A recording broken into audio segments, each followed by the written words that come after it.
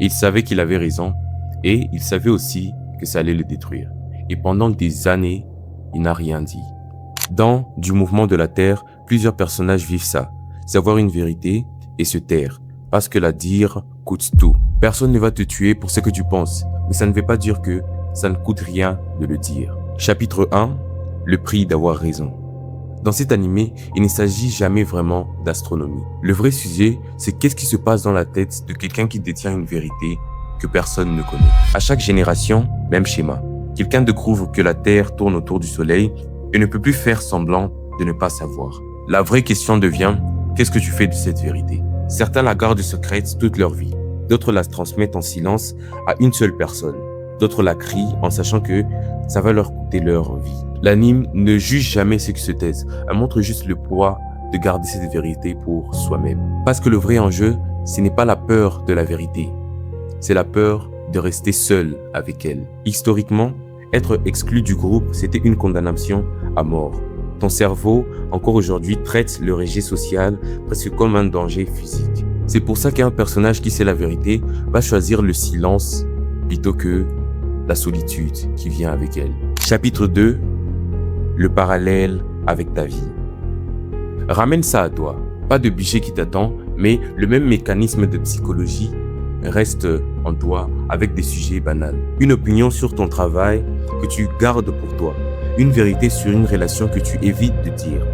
Une conviction que tu caches parce qu'elle colle pas à l'image que les autres ont de toi. À chaque fois, ton cerveau fait les mêmes calculs que les personnages. Est-ce que cette vérité vaut le risque de la solitude qu'elle crée? La majorité du temps, on choisit le silence. Pas par faiblesse, mais parce que cette option protège notre place dans le groupe. Sauf que ce silence a un prix. Juste différent.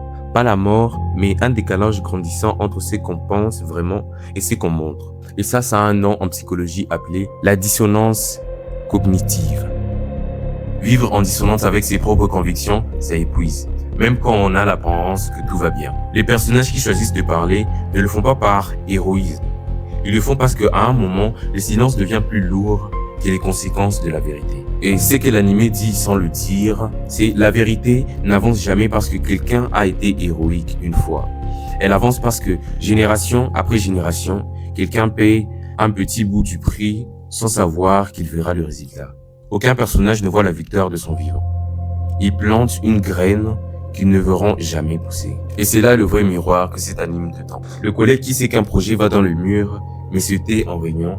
Toi qui scrolles et gardes ce que tu penses vraiment pour toi, parce que ça ne collerait pas avec l'image que les gens ont de toi. On vit dans un monde où tout le monde parle, mais parler fort et dire la vérité, c'est deux choses différentes. C'est plus facile d'avoir raison en même temps que tout le monde que d'avoir raison seul. Et la vraie question n'est plus ose dire ce que tu penses, mais c'est est-ce que tu es capable de tenir une conviction sans qu'un like ou l'approbation de quelqu'un vienne te dire que tu as raison. La vraie force, c'est pas de crier la vérité pour qu'on te valide, c'est de tenir en silence sans applaudissement juste parce que tu sais que tu as raison. Et la question n'est pas la terre tourne-t-elle, mais c'est plutôt qu'est-ce que toi tu sais être vrai et que tu n'as jamais eu le courage de dire, même pas à toi-même.